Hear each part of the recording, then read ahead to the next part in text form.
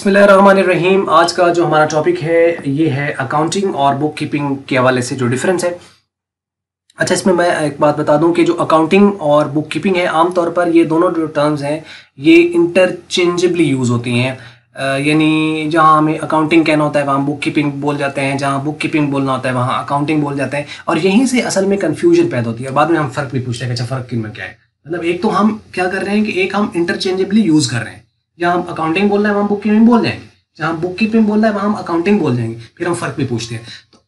तो एक या तो फिर हम इनमें फ़र्क रखें या फिर हम इनको यूज़ ही ना करें। लेकिन एनी हाउ ये हर सब्जेक्ट के अंदर इसी तरह कुछ चीज़ें होती हैं, हम उनको इंटरचेंजेबली यूज़ भी कर रहे होते हैं लेकिन स्टिल उनमें फ़र्क होता है। जैसा कि आप यूँ समझ लें कि अकाउंटिंग में हम टर्म यूज़ करते हैं प्रोविजन एंड रिजर्व। अब प्रोविजन और रिजर्व में फ़र्क होता है। प्रोविजन और रिजर्व हम इंटरचेंजेबली, जहाँ प्रोविजन को यूज़ करना है हम रिजर्व कह देते हैं, reserve for discount on debtor, और फिर हम provision for discount on debtor भी कह देते हैं। लेकिन अब हम ये भी कहते हैं कि इन दोनों में फ़र्क भी है। तो डिफरेंस एनी हाउ बिल्कुल इन दोनों में डिफरेंस भी है, लेकिन फिर भी हम इसको इंटरचेंजेबली यूज़ कर जाते हैं। तो इस तरह बहुत सारी और भी चीज़ें हैं जो कि हम इंटरचेंजेबली हम यूज़ कर जाते हैं लेकिन स्टिल में फ़र्क होता है। तो एनी हाउ हम यहाँ पे आइए देखते हैं कि फ़र्क इन दोनों में आखिर है क्या। तो बात पहले कर रहा है कि book keeping does not include accounting and accounting includes book keeping. यानी बुक कीपिंग जो है उसके अंदर तो अकाउंटिंग नहीं आती, लेकिन अकाउंटिंग में बुक कीपिंग आती है। अब इसका क्या मतलब हुआ? मतलब ये हुआ कि जो बुक कीपिंग है is just a little part of accounting. ये उसका एक छोटा सा पार्ट है और ये बुक कीपिंग जो है ये पहले होती है, उसके बाद अकाउंटिंग का बाकी काम शुरू होता है। यानी आप ये नहीं कर सकते कि अकाउंटिंग जिसे हम चलिए हम करें सेपरेट ही कहें, तो ये नहीं हम कह सकते कि अकाउंटिंग का बाकी जो काम है वो पहले हो जाएगा और बुक कीपिंग के बगैर अकाउंटिंग कुछ नहीं है। Accounting is nothing without book keeping. Book keeping is the basic thing. और दूसरी बात यह है कि अगर आपने बुक कीपिंग में एरर आ गया, if there is a error in the book keeping, it means there might be and must be even the lot of errors in the accounting. कि आपका अकाउंटिंग है उसके अंदर बुक कीपर है जो उसने क्या किया, रिकॉर्डिंग ही गलत कर दी है, उसने उसकी जब रिकॉर्डिंग गलत की, एंट्री गलत पास कर दी है, उसकी अमाउंट गलत लिख दी, तो आगे इसका मतलब उसका जर्नल गलत है तो लेजर भी गलत बनेगा, फिर ट्रायल बैलेंस भी गलत बनेगी, फाइनल अकाउंट भी गलत बनेगा। तो आगे डिसीजन मेकिंग में फिर उसी तरह ही। इसका मतलब है कि बुक कीपिंग जो है ये बहुत क्रूशियल और बहुत इंपॉर्टेंट है, क्योंकि ये बेसिक है और ये इनिशियल स्टार्ट है अकाउंटिंग का। तो एक तो ये स्टार्ट प्रोवाइड करती है, इसकी बेस पर आगे अकाउंटिंग मूव करती है। लेकिन चूंकि स्टार्ट इसकी बेस पर हो रहा है तो ये रह छोटी जाती है, बड़ा यही बन जाता है, लेकिन बेसिक इसी ने प्रोवाइड किया है बुक कीपिंग ने।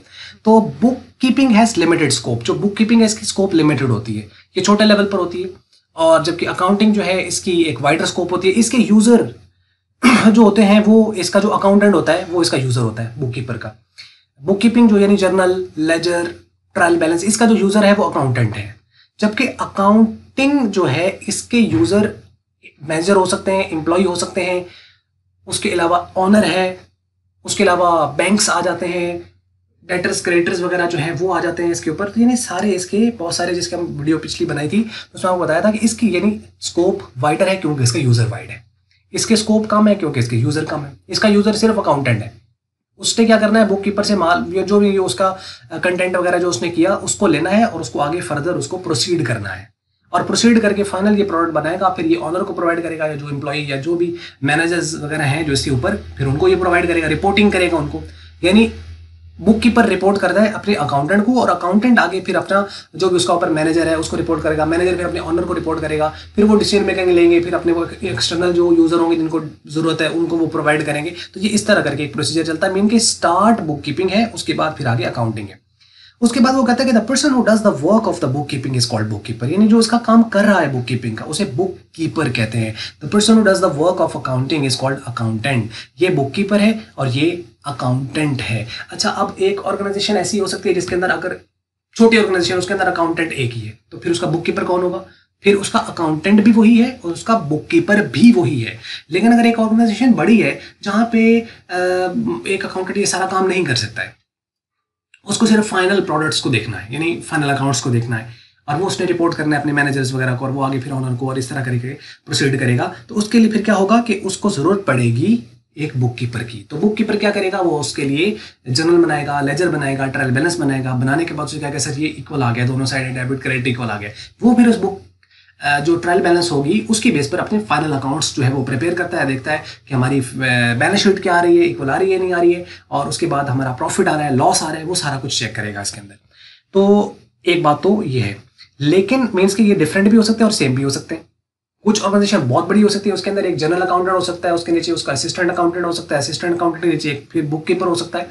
तो मीन्स के जो उसको हेल्प प्रोवाइड कर रहा है, यानी सारा कुछ बना के जनरल अकाउंटेंट को दे जाता है, सर कि ये देखें अब आप इसको वेरीफाई कर ले, वो वेरीफाई करके फिर आगे ऊपर जो उससे ऊपर मैनेजर होता है, यानी एक हायरार्की है इनके दरमियान। तो जो सबसे नीचे है वो बुक कीपर है। इवन ये भी एक असिस्टेंट है अकाउंटेंट का, लेकिन अकाउंटेंट इसका असिस्टेंट नहीं है। अकाउंटेंट को बुक कीपर को रिपोर्ट नहीं करना होता, लेकिन बुक कीपर को अकाउंटेंट को रिपोर्ट करना होता है। सैलरी का भी इनका फर्क होता है, बुक कीपर की सैलरी कम होती है, अकाउंटेंट की सैलरी ज़्यादा होती है। इसको बेनिफिट्स अकाउंटेंट को ज़्यादा मिलते हैं, बुक कीपर को बेनिफिट्स कम मिलते हैं। इसकी एजुकेशन इतनी नहीं होती, ये ज़रा स्किलफुल पर्सन होता है, ज़्यादा इसकी एजुकेशन होती है, बाकी सारी स्पेशलाइजेशन इसकी ज़्यादा होती है। अकाउंटेंट के लिए एक आम पर्सन भी जो है वो बुक कीपिंग वगैरह कर सकता है, लेकिन क्रूशियल काम है जो ये कर रहा है।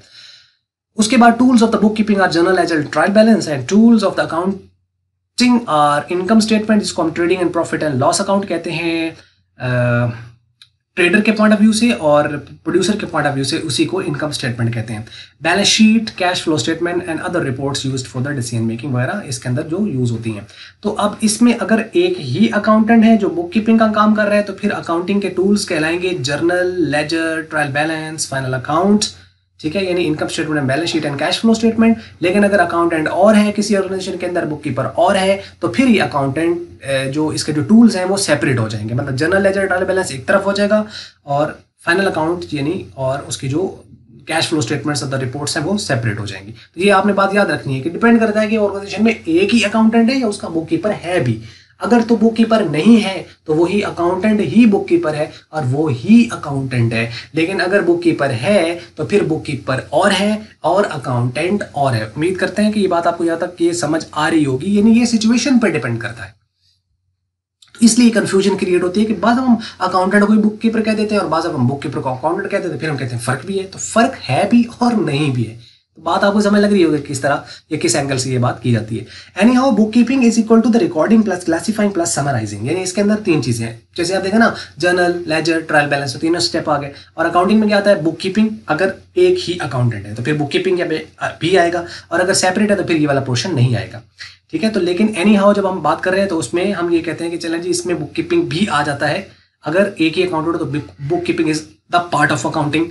तो बुक कीपिंग, उसके बाद इंटरप्रेटिंग यानी final account and the decision making also. तो ये सारी चीजें मिलती हैं तो अकाउंटिंग आती है। There are no branches of book keeping, यानी इसमें कोई ब्रांचेस नहीं होती कि हम ये कहें कि जी financial bookkeeping, cost bookkeeping, managerial book, ऐसा नहीं है। लेकिन इसकी अकाउंटिंग की ब्रांचेस हैं, financial accounting, cost accounting, managerial accounting are the 3 branches of the accounting.